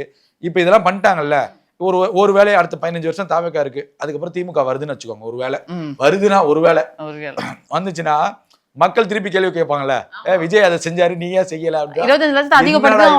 60 வருஷம் நம்ம தூங்க போட்டு வச்சிருந்தோம், இவங்க எல்லாம் முடிச்சுட்டானுங்களேங்கிற ஒரு பயம் வந்துருச்சு. இப்போ அந்த பயத்தின் வெளிப்பாடு தான் நாம் தமிழர் கட்சி சீமானுக்கு எல்லாம் சப்போர்ட் பண்ற நிலைமை வந்துருச்சு. இப்போ புரியுது. இதுதான் திமுகவுடைய அரசியல் 70 நாளா. சார் நேத்து விஜய் அவர்கள் எழுந்து பேசும்போது ஆதாரம் காட்டுங்க அப்படின்னு சொல்லிட்டு ஆப்போசிட் இருந்து கேட்கும் போது அவரே எழுந்து பேசிட்டாரு. உண்மையாலே என் டேபிள்ல 3 துறையோட ஃபைல்ஸ் இருக்கு அப்படிங்கிற மாதிரி ஒரு விஷயத்த சொல்றாரு. ஆனா திமுக சார்பில் என்ன சொல்றாங்கன்னா, அவர் எடுத்து காட்டுங்க, ஏன் பூச்சாண்டி காட்டுற மாதிரி இருக்கு, மிரட்டுற மாதிரி இருக்கு அப்படிங்கிற துணியில பாக்குறாங்க. உண்மையாலே முதல்வர்கிட்ட அந்த இது இருக்குமா? ஒருவேளை ஓபன் பண்ணா என்ன மாதிரி இல்ல நான் எப்படி கேக்குறேன், அது மிரட்டற துணில இருக்குன்னு அவங்க சொல்றாங்க, டிஎம்கே சொல்றாங்க. வேற என்ன முதல்வருக்கு என்னங்க வேலை? மிரட்டதான் செய்யணும், மிரட்ட கூடாது. இந்நேரம் உள்ள தூக்கி போட்டுருக்கணும்னு நான் சொல்றேன்.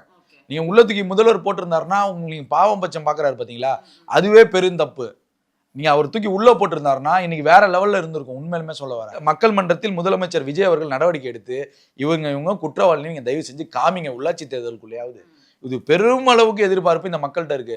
யார் யார் கொள்ளையடிச்சா, யார் யார் ஊழல் பண்ணாங்கிறது இந்த மக்கள் பாக்குறதுக்கு காத்துட்டு இருக்காங்க. அது உண்மை, ரியாலிட்டி. நான் சொல்றது சும்மா ஒரு முதலமைச்சர் டேபிளுக்கு எல்லாம் போகாதுமா. முதலமைச்சர்னா எடப்பாடி பழனிசாமி ஸ்டாலின் சொன்னார்ல, பொம்மை முதலமைச்சர், அவர் கிடையாது இவரு. நான் திருப்பி சொல்றேன், அவர் கிடையாது இவரு. நீங்க ஸ்டாலின் இஸ் மோஸ்ட் டேஞ்சரஸ், கருணாநிதினு சொல்லுவீங்க, இது எங்க விஜய் சைலன்ஸ் இஸ் மோஸ்ட் டேஞ்சர்னு நான் சொல்றேன். அதனால அவர் அமைதியா இருக்கிற வரைக்கும் நீங்க தப்பிச்சிட்டீங்க. அவர் ஆட்டம் காட்டிட்டாருன்னா நீங்க எல்லாருமே ஆபத்தான நிலைக்கு மாறிடுவீங்க. இப்ப முதலமைச்சர் ஃபைலு எப்படி வரும்? 3 ஃபைல் இருக்குன்னு சொல்றாருல, அது எப்படி வரும்? சாதாரணமா மரிய வில்சன் எடுத்து ஜெராக்ஸா கொடுப்பாரு? ஒட்டுமொத்தமாக உளவுத்துறை, ஐஏஎஸ் அதிகாரிகள், ஐபிஎஸ் அதிகாரிகள், 2வது லஞ்சம், டிவிஎஸ்சி, இவங்கெல்லாம் எங்கெங்க முறைகேடு நடந்திருக்கு, இம்ப்ளிமெண்டா இன்னொன்னு என்ன பண்ணுவாங்கன்னா, அந்த துறைகள்ல எந்த துறைகள்ல ஊழல் நடந்ததுக்கோ அதுல யாரு புகார் கொடுத்தாங்க அவங்கள்ட்ட இருக்கக்கூடிய ஆதாரங்களையும் கலெக்ட் பண்ணுவாங்க. அது அடிப்படை ஆதாரமா எல்லாமே கரெக்ட் பண்ணிட்டு வெரிஃபிகேஷன் எல்லாம் பண்ணிட்டு தான் நிதித்துறை கிட்ட வருது. நிதித்துறை தான் மெயினான பவர். ஏன்னா அவர் தானே பணம் கொடுக்கணும் எல்லா துறைக்கும். அப்படிங்கிறப்ப இங்க ஊழல் நடந்ததுக்கு அவர்கிட்ட வரும். அவர் என்ன பண்ணுவாரோ முதலமைச்சர்கிட்ட கொடுத்து இதை உடனே நடவடிக்கை எடுக்கலாமா, எப்ப நடவடிக்கை கேட்பாங்க. அந்த ஃபைலு முதலமைச்சர் பாரபட்சம் காண்பித்து வைத்திருக்கிறார். அதுதான் சொல்ல வர. சரி, எந்திரிச்சு பேசினார்ல, திருப்பி நீங்க பதில் சொன்னீங்களா? இல்ல. எந்திரிச்சு அவர் ஆதாரம் சொல்லிட்டார்ல, நீங்க திருப்பி பதில் சொன்னீங்களான்னு கேட்கிறேன். சரி, சாயங்காலம் எழிலன் பேசினார்ல, ஆதாரம் இருக்குன்னு சொல்லுங்க, ஆனா நடவடிக்கை எடுத்து பாருங்க, முடிஞ்சா நடவடிக்கை எடுங்கன்னு சொல்லி ஏன் எழிலன் சொல்லல? அந்த 25 லட்சம் ரூபாய்க்கு நீங்க பேசுறீங்க இன்சூரன்ஸுக்கு, அதை விட பெரிய குற்றச்சாட்டு சட்டமன்றத்தில் வைக்கிறாரு. ஒரு குற்றச்சாட்டு அது நீங்க என்ன சொல்றீங்க? பிரஸ் மீட்ல சொல்லிருக்கணும்ல, முதலமைச்சர் விஜய் சொல்லிட்டாரு, முடிந்தால் கைது செய்து பாருங்கள், முடிந்தால் ஆதாரத்தை வெளியிடுங்கள் அப்படின்னு நீங்க ஒரு வார்த்தை சொல்லியிருக்கலாம்ல. ஏன் சொல்லல? சொன்னா காலி ஏறுவாங்க, அதனாலதான் சொல்லல. இதுல இன்னொரு விஷயமும் இருக்கு. ஏன்னா புஷியானந்த் அவர்கள் ஏன் பேசலன்னு கேட்டீங்க. அவரு மனசுல இதெல்லாம் கொட்டி தீர்த்துட்டாரு நேத்து. ஆனா இந்த மனுஷன் இப்படிலாம் பேசுவாராட்டு எல்லா மக்களும் எதிர்பார்த்தாங்க. அவர் மனசுல இருக்கிறது எல்லாத்தையும் பிடிச்சிடாரு. அதுல குறிப்பா ஒரு விஷயத்த பதிவு செய்யறாரு. இப்ப இந்த முதலமைச்சரை விட்டு வச்சதற்கும் இதுக்கும் ரிலேட் ஆகும். நீங்க பாருங்க. ஓகே. அவர் விஜயானந்த் சொல்லுவேன், சர்க்காரோட அந்த ஒரு போஸ்டர் நீங்க கிளிக்காம இருந்தா நீங்க தானே இன்னைக்கு வந்திருப்பீங்கன்னு சொன்னாரு. அவர் சொன்னது இப்ப இருக்கிற ஆட்சியை சொல்லல. 21 25 நீங்க வந்திருப்பீங்கன்னு எடப்பாடியை பார்த்து சொல்றாரு. அதுக்கும் பல எம்எல்ஏக்கள் வந்து சிரிக்கிறாங்க, வைக்கிறாங்க, உண்மைதாங்கிறத ஒத்துக்கிறாங்க. அவர் சொன்னது அது. அப்ப எங்க முதலமைச்சர் பாரபட்சம் பார்த்திருக்காரு. அன்றைய தலைவர் வந்து மக்கள் இயக்கத்துடைய தலைவர்னா 21 தேர்தலில் திமுகவுக்கு தான் வாக்களிச்சேன்னு சைக்கிள் எடுத்துட்டு போனார்ல, அங்க உங்களுக்கு ஹெல்ப் பண்ணது ஆதவும் ஆல்ரெடி சொல்லிட்டாரு. அப்ப சர்க்கார் படம் பேனர் கிழிச்ச உடனே விஜய் அவர்கள் சைக்கிள் எடுத்துட்டு போறாரு, உங்களுக்கு திமுகவுக்கு தான் வாக்களிச்சதை ப்ரெசென்ட் பண்றாரு. அதனாலதான் நீங்க 21 25 வரைக்கும் ஆட்சிக்கு வந்தீங்க. அன்றைக்கும் உங்களுக்கு இரக்கம் காட்டினார், இன்றைக்கும் இரக்கம் காட்டுகிறார். தயவு செய்து வாயை கொஞ்சம் அடக்கிட்டு இருந்தீங்கன்னா ரொம்ப நல்லா இருக்குங்கிறது என்னுடைய கருத்து. ஆனா எல்லா ஊழல் ஃபைல்களும் வந்துருச்சு டேபிளுக்கு, அவர்கிட்டே இருக்கு. இதுக்கு மேல நான் இன்னும் மக்களுக்கு சிம்பிளா சொல்லவா, அறப்போர் இயக்கத்துடைய வெப்சைட் போய் பாருங்க. எவ்வளவு புகார்கள் இருக்குது, ஆதாரபூர்வமான புகார்கள். வழக்கோட நம்பரும் போட்டிருப்பாங்க, கேஸ் ஃபைல் பண்ண நம்பரு, கோர்ட்ல இருக்கிற நம்பரு, வழக்கு முடிந்த நம்பரு, நிலுவையில் உள்ள வழக்குகள் எல்லாமே போட்டிருப்பாங்க. அறப்போர் இயக்கத்தோட வெப்சைட்லயே இருக்கு, நீங்க போய் பார்க்கலாம். அப்போ அவங்களே அவ்வளவு போடும்போது முதல்வர் அதை பார்க்காம இருந்திருப்பாரா? எவ்வளோ உங்களுக்கு திமிரு இருந்தா அதை நீங்க கேட்பீங்க. அதுதான் எனக்கு புரியல. அப்ப என்ன பண்ணணும், முதல்வர் உடனே ஓட்டு உடைச்சிடணுங்கிறான். அப்போ உடச்சினா கொஞ்சம் நல்லா இருக்குங்கிறத நம்ம பார்க்குறோம். ஸோ அந்த மாதிரி வந்து ஃபைல் இல்லாமலாம் முதல்வர்கள் பேச மாட்டாங்க. இல்ல என்ன எனக்கு அவர்கிட்ட இருக்கும் கண்டிப்பா, உண்மைதான். அது உண்மை இல்லாம இல்ல சார், அதை எந்த மாதிரி நேரத்துல முதல்வர் எடுப்பாருன்றது அது வந்து நம்ம ரெண்டு விஷயம் இருக்கு. தேர்தல் அரசியல் களத்துல பயன்படுத்தலாம். நமக்கு ஜனவரி பிப்ரவரியில உள்ளாட்சி வந்துடும். உள்ளாட்சி வந்துச்சுன்னா ரிலீஸ் பண்ண வாய்ப்பு இருக்கு. இல்ல இடைத்தேர்தல்களுக்கு கூட வைத்திருக்கலாம். இது அரசியல் பாயிண்ட்ல இருந்து அதை அவங்க எப்ப யூஸ் பண்ணிக்கலாம். ஆனா குற்றம்ங்கிறது வந்துருச்சு, அதை வெளிப்படுத்திருங்கன்னு சொல்றேன். அது 1 வருஷமோ 2 வருஷத்துக்குள்ள வெளிப்பட்டுருங்க, ரொம்ப நாள் வச்சுக்காதீங்கன்னு நம்ம சொல்ல வரோம், வேற ஒன்றும் கிடையாது. அதே மாதிரி அந்த ஸ்பீச் முடிக்கும் போது, அதை சொல்லி முடிக்கும் போது, இடைத்தேர்தல்லாம் நான் பேசாம இருந்தா இடைத்தேர்தலில் கொஞ்சம் பேருக்கு வாய்ப்பு கிடைக்கும் அப்படிங்கிற மாதிரி ஒரு ஸ்டேட்மெண்ட் சொன்னாரு சார். அது வந்து யாரை சொல்றாரு, ஸ்டாலின் அவர்களை தான் சொல்றாரு அப்படிலாம் கூட, உங்களை தான் சொல்றாங்கன்றதெல்லாம் வாரியர்ஸ் வந்து போட்டுட்டு இருக்காங்க ட்விட்டர்ல சார். இல்ல அது உண்மைதான், ஸ்டாலினை தான் அவர் சொல்றாரு. விஜய் அவர்கள் வந்து என்னன்னா, விஜய் அவர்களுக்கு ஒரு ஆசை வந்துருச்சுமா, எனக்கு எதிராக ஈக்குவலான பர்சன் உதயநிதி இல்லைங்கிறத அவர் தெரிஞ்சுக்கிட்டாரு. எதிர்கட்சியாக திமுக இது செயல்படலங்கிறத முதல்வரே புரிஞ்சுக்கிட்டாரு. யாரு 2 வருஷம் கட்சி ஆரம்பிச்சு முதலமைச்சரான விஜய் அவர்களே புரிஞ்சுக்கிறாருன்னா உங்களால ஏன் புரிஞ்சுக்க முடியலங்கிற கேள்வி வருது. அப்ப ஸ்டாலின் அவர்கள் சட்டசபைக்கு வரணுங்கிறத விஜய் எதிர்பார்க்கிறாரு, விரும்புறாருங்கிறது கிறிஸ்டல் கிளியரா தெரியுது. அப்போ உதயநிதி எங்க டேமேஜ் ஆகுதுங்கிறதுனா, இந்த 60-70 நாட்களாக 100 நாட்களாக சட்டசபை 2வது முறை கூடும்போது கூட எங்கேயுமே நீங்க ஆக்கப்பூர்வமான அரசியலும் விமர்சனங்களும் வைக்கல. ஒருத்தர் மாமாங்கிறாரு, ஒருத்தர் ஏக்கர் கணக்குல அவர் விவசாயம் பண்ண, இதெல்லாம் அவங்க கேட்டாங்களா? அதுதான் நீங்களே வாலண்டரியா எல்லாத்தையும் எடுத்து உங்களுக்கு எதுக்கு ஓட்டு போட்டு உங்களை உட்கார வச்சிருக்காங்க?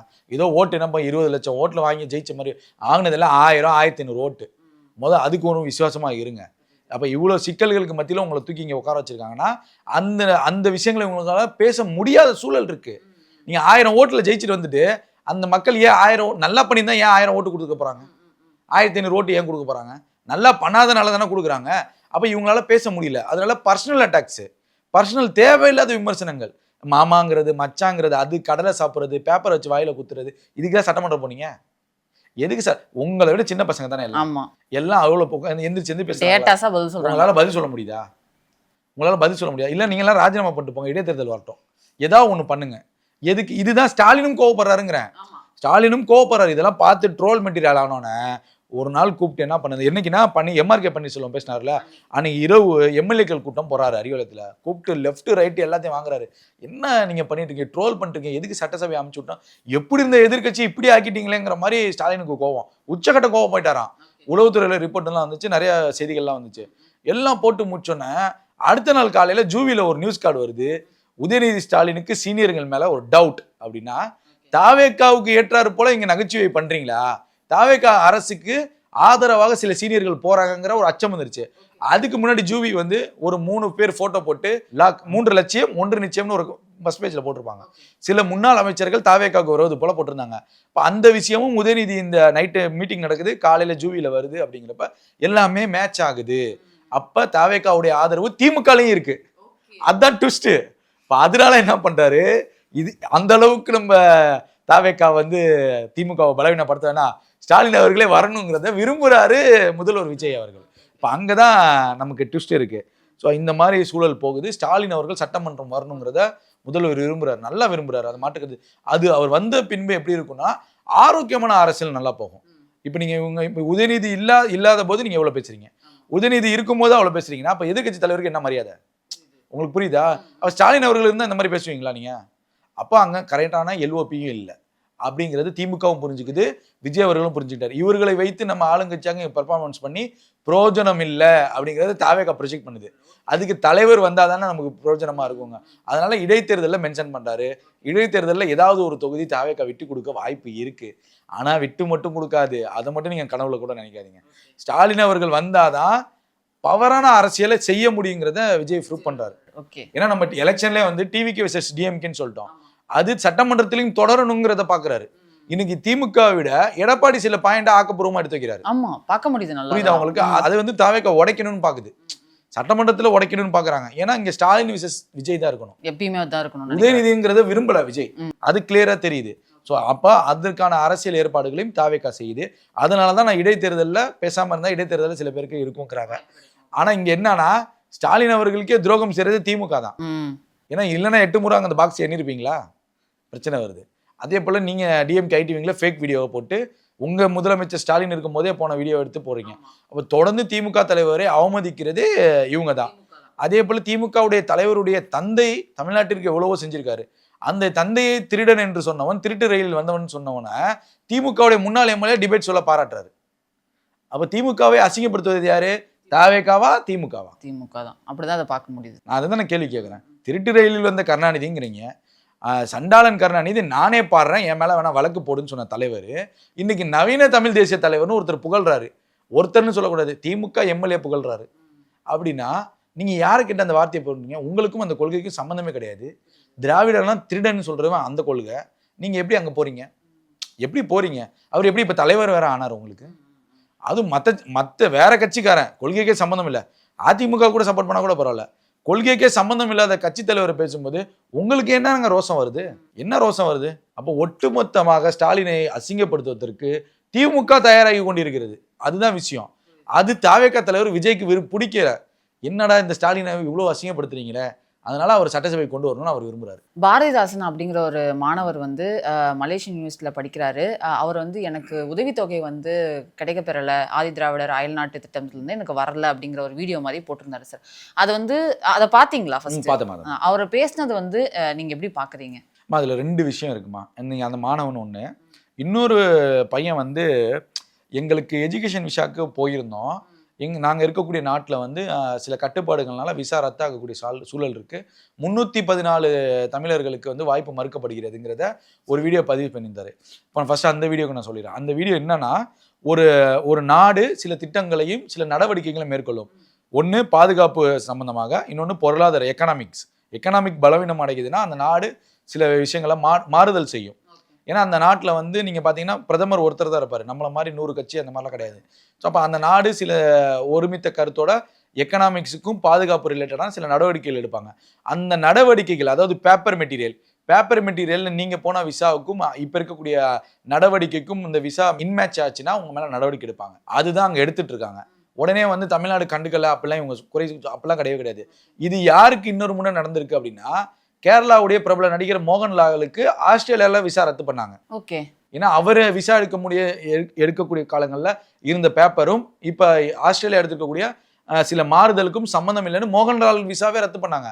நான் இது ஒரு ஃபெமிலியராக தான் சொல்கிறேன். ஆனால் மோகன்லால் விசா மட்டும் இல்லாமல் ஆஸ்திரேலியாவில் 110 இந்தியர்களுக்கு ஒட்டுமொத்தமாக விசா ரத்து பண்ணாங்க. அதில் எஜுகேஷன் விசாவும் இருக்குது, எம்ப்ளாய்மெண்ட் விசாவும் இருக்குது, வீட்டு வேலைக்கு போன அந்த 1 வருஷ விசாவும் இருக்குது. ஸோ ஒட்டுமொத்தமாக இதுதான் நடக்கும் சுழற்சி முறை. அப்போ நீங்கள் என்ன பண்ணணும்னா கோரிக்கையை தான் வைக்கணும். நீங்கள் ஊருக்கு வந்துட்டு இந்த மாதிரி பிரச்சனைகள் இருக்குன்னு நீங்கள் கோரிக்கையாக அயலகத்தில் வைக்கணும். எடுத்த உடனே தாவேக்கா அரசு மேலே விமர்சனம் வச்சிங்கன்னா அந்த அரசு எப்படிங்க செய்யும்?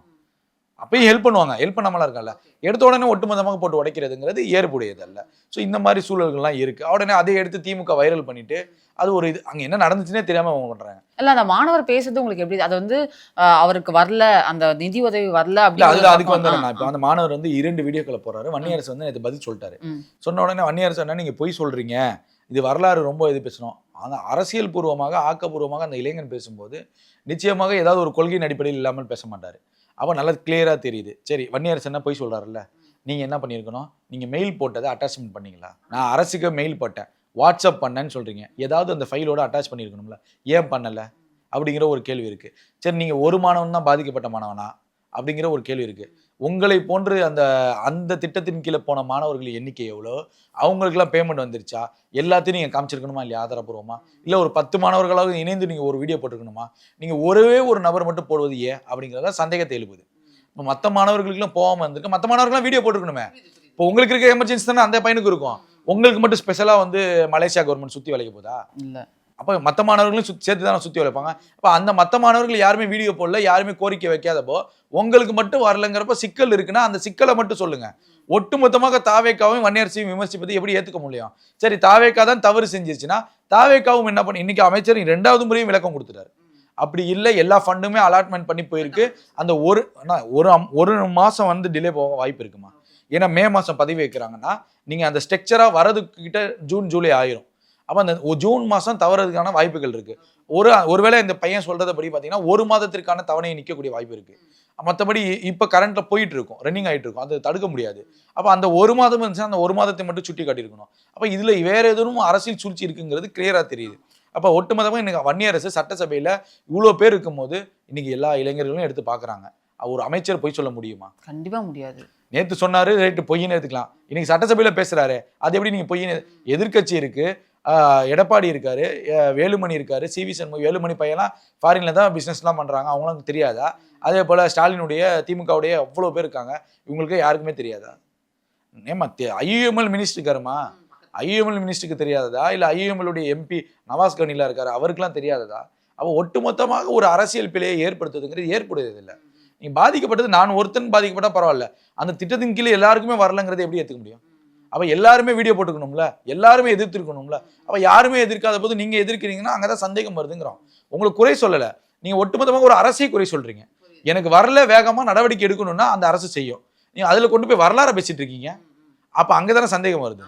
அப்போ ஒட்டுமொத்தமாக இந்த அரசின் மீது குறை சொல்வதுங்கிறத நான் கடல் கடந்து எடுத்துட்டு இருக்காங்கன்னு நான் சொல்ல வரேன். நெரட்டிவ்ஸை அப்படிதான் பார்க்க முடியுது. பார்க்க முடியல, பார்க்கணும். ஓகே, இந்த நெரட்டிவ்க்கு புகழ் பெற்றதே திமுக தான். ரீல்ஸ் ஆட்சிக்கு புகழ் பெற்றதே திமுக தான். இன்னைக்கு வரக்கூடிய அந்த வில்லெல்லாம் தாவேக்காவை பார்த்து விடுறாங்க. ஸோ அதை தாவேக்கா வந்து அந்த அம்பை எப்படிலாம் திசை திருப்பணுமோ திருப்பிட்டு தான் இருக்காங்க, மாற்று கருத்து கிடையாது. ஒரு அரசு சிறப்பாக செயல்படுதுன்னா அந்த அரசை நோக்கி விமர்சனங்கள் வரதான் செய்யும். ஏன் சொல்கிறேன்னா, ஏன் திமுக சிறப்பாக செயல்படுதுதான் நீங்கள் கேட்காதீங்க. திமுக சிறப்பாக செயல்பட்டுருந்தா இன்னைக்கு ஆட்சிக்கு வந்திருக்கும். 1000 ஓட்டில் தோற்றுக்க மாட்டீங்க, 1500 ஓட்டில் தோற்றுக்க மாட்டீங்க. குறிப்பாக உங்கள் கட்சி மாநாடு நடத்தும் போது மண்ணை திட்டி இருக்க மாட்டீங்க, சிறப்பாக ஆண்டிருந்தா. ஸோ இப்போ இவ்வளோ விமர்சனம், இவ்வளோ பதில்கள்லாம் இருக்குது. அப்போ இந்த அரசு சிறப்பாக செயல்படுது. இங்கே சிறப்பாக எடப்பாடி செயல்பட்டு இருந்தால் பிரச்சனை கிடையாது, விஜய் செயல்படுறாருங்கிறது தான் பிரச்சனை. இங்கே தாவேக்கா செயல்படுதுங்கிறது தான் இங்கே பிரச்சனை. அப்போ ஒட்டுமொத்தமாக ஒரு கிராஃபே சேஞ்ச் ஆகுதுமா, ஒட்டுமொத்தமாக சேஞ்ச் ஆகுது. சில அதிகாரிகள், சில காவல்துறையினா நிறைய பேர் ஃப்ரீடமாக இன்னைக்கு மாறக்கூடிய சூழல்லாம் இருக்குன்னா ஒரு பெரிய மாற்றம் தமிழ்நாட்டிற்கு வந்துட்டு இருக்கு. தேவையான தகவல் கொடுத்ததுக்கு ரொம்ப நன்றி சார். தேங்க்யூ. நன்றி புவிலி.